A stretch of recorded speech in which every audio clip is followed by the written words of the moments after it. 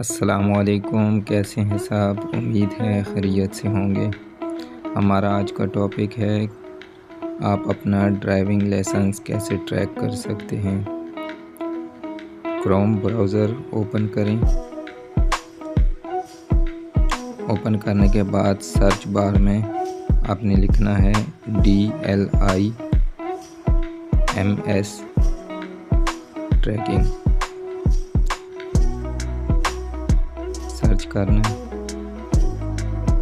सबसे पहले track licence के नाम से है, इसको यस करें। यहाँ पे आप लोगों ने अपना CNIC नंबर, नीचे जो क्वेश्चन है इसको आप लोगों ने लिखना है। जैसे अब 8 × 4 = 12 है, तो यहाँ पे आप लोग का जो भी आएगा उसको आप लोगों ने जमा कर देना है, तो वो क्वेश्चन का जवाब मिल जाएगा। जवाब लिखने के बाद ट्रैक लाइसेंस पे क्लिक करें और यहाँ आप लोग को रिज़ल्ट शो हो जाएगा।